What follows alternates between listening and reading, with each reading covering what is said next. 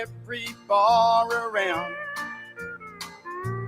I've been locked up for driving 120 through town.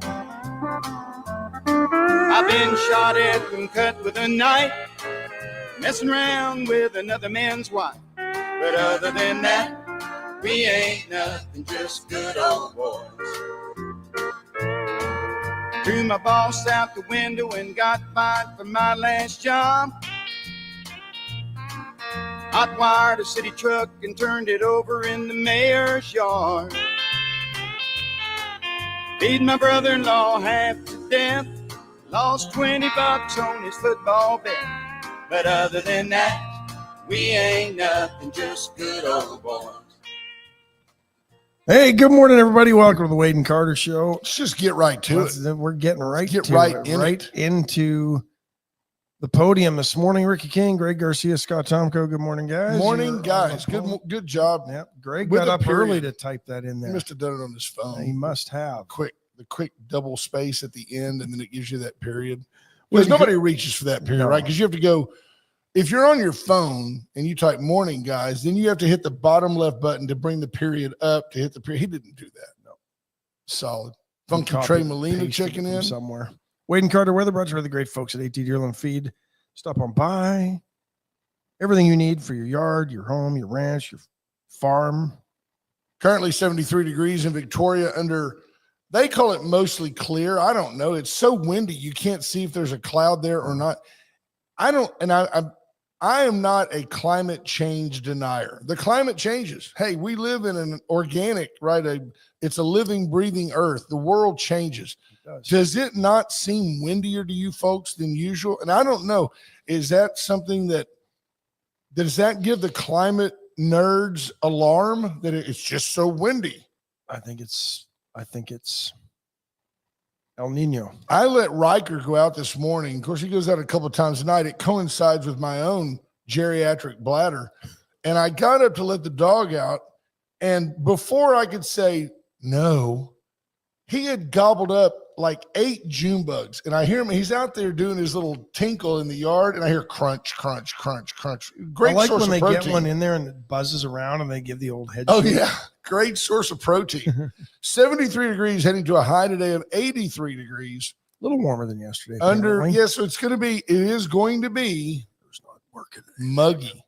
It's going to be muggy today, but windy. Mark Kurtz, Bobby Leister on this call on Wednesday. Scott Snow, Justin Glass, David Glass, Lisa Puhl. Good morning. Funky Trey Molina. Good morning. Funky. Can you imagine the loopholes at Colony Creek today? If it's blowing 25, 30 miles an hour in town, it's like 40. Harvey. Yeah. Instead of Amen Corner, it's Harvey Loop. The wind's blowing 50 miles an hour over there all the time. South wind, you'll be teeing off into that wind on the loopholes. Crazy. Mark Zapata, good morning. Linda Chris, Marvin Mickish, Sarah Elkins, Lisa Puhl, Rena Scherer, Monty Solid Howard. comment, Lisa Puhl. We'll get to that. Yeah. Judge Posey, good morning. Tammy Keeling. Good morning, Mom. Judge. Good morning, Mom. Hi, Mom. Micah Patton, Greg Garcia, Christy Thurman, BJ Nelson. So you remember my mom? Stuart Glass, Wendy Garcia, Funky Trey. Yeah, waking up gives the climate nerds alarm. No kidding. Funky says May 10th is the ribbon cutting ceremony for the new Harbor Bridge. There you go. You know who'll be there? Congressman Michael Cloud. Yep. It's his bridge. We had such a blast with Michael. The last time he was in studio, anytime you would bring up the bridge, because the bridge was struggling. Yeah. The bridge was a mess. I don't know if you recall. That particular bridge didn't have any problems, but the contractor had some integrity issues, integrity of concrete, not as people. Well, didn't the first one not line up properly? And Michael was always correct to point out, it's not my bridge. That's a TxDOT program. It's not my bridge. But now that they're going to open it, and we joked with him, we said, the Congress, of course, you'll be there when they cut that ribbon. He goes, you're right, I will be. That's my bridge now that it's done. Dottie Bitterly, Zed Stewart, Stephanie Connie, Heather Stewart. Good morning, everybody. So where to start? Do we start here with Val Kilmer? Sure. Well, it's a shame Val Kilmer. Just 65. Thank you for not looking at me when you said that. You're not there yet. Yeah. Huh? 64 and a half. Stop it. 62. I'm just holding on. hanging on barely by a thread called love. Thank you, T-Lap. But Val Kilmer, the first thing that comes to mind is Young Iceman. Guns? No, first thing that comes to mind is Iceman. Yeah. And he was great in Top Gun. He was great as the anti-hero. He was great as the guy that made Tom Cruise likable in the movie. He's so arrogant, so hard to get along with. But then he was timeless in Tombstone. Yeah. He was so good as Doc Holliday. You'll always remember the scene where he's spinning the tin cup on his finger to make fun of one Johnny Ringo. Very, very fine actor and apparently a nice guy. I don't know anything about him. He's had throat cancer since he's been cancer-free since 2016, but the treatments pneumonia beat up his voice and stuff. He was in Batman. I thought it was going to be Batman Forever, a clown show, but he was a believable Batman. They say probably a better one than George Clooney. Oh yeah, he died of pneumonia. The paper said. So you've lost two totally different actors. Gene Hackman could act circles around Val Kilmer, but to lose two actors back to back, who both were in iconic movies that mattered when, we were coming of age. Sure. Hoosiers. One of the great movies of all time. One of the great feel-good movies of all time. Yeah. Yeah.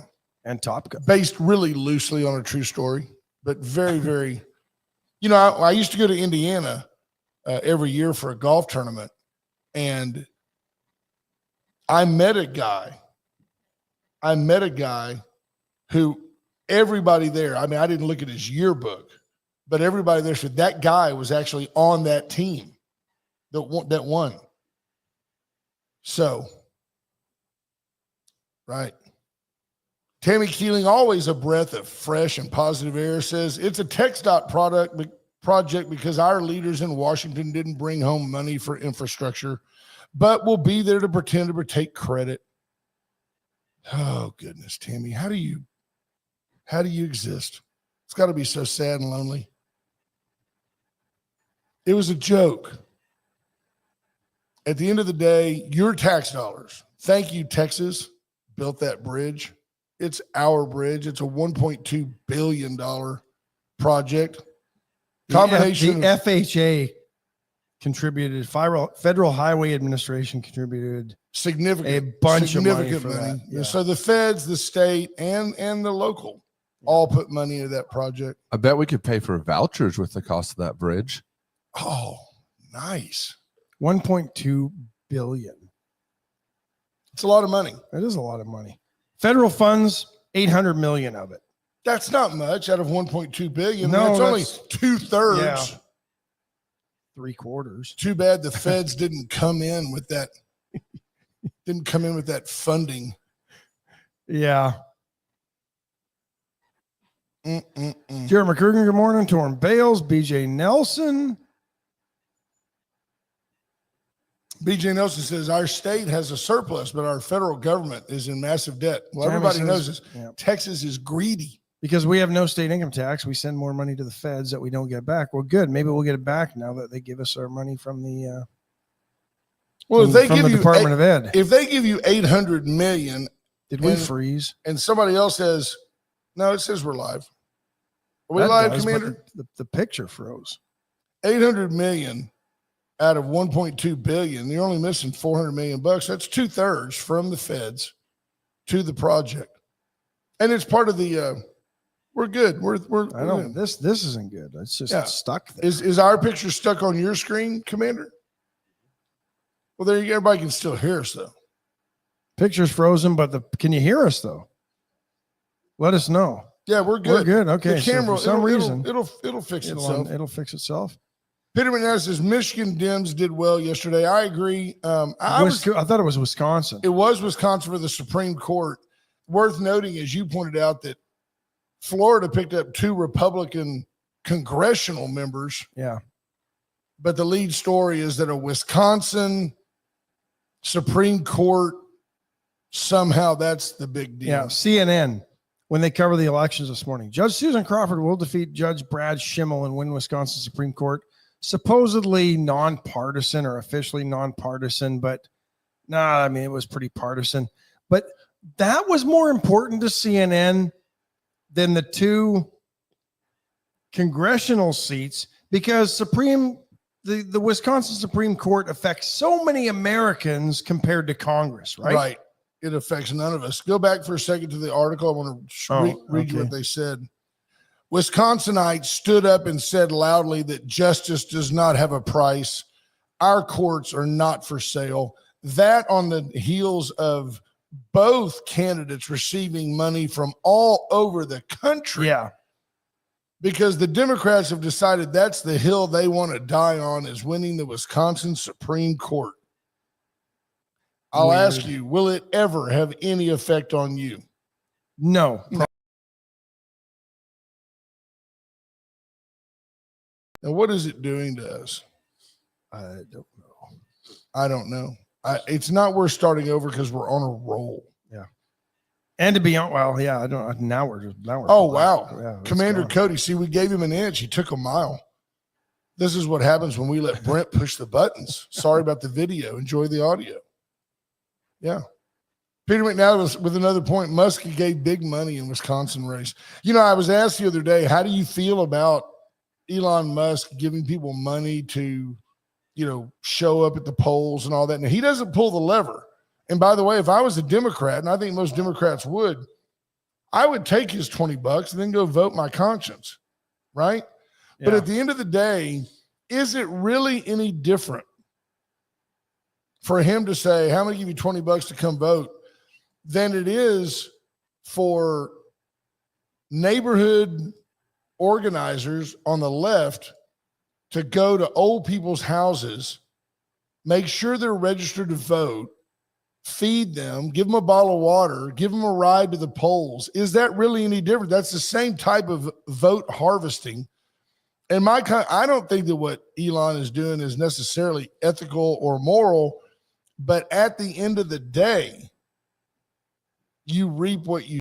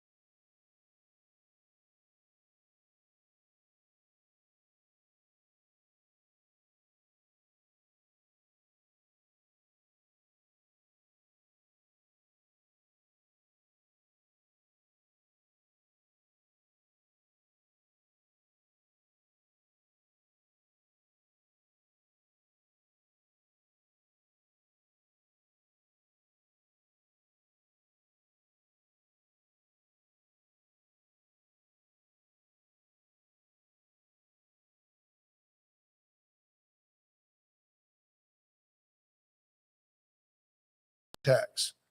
Nobody in Austin would say, all right, then just hold on. I think we're good now. Nobody in Austin would say, okay, let's put 10% on there instead of 8.25%, and let's just make it work. They would all say, what's the GDP of the state? How much do we need? Divide by the difference, and that's the rate we need. We need 20%. We need we need a 20%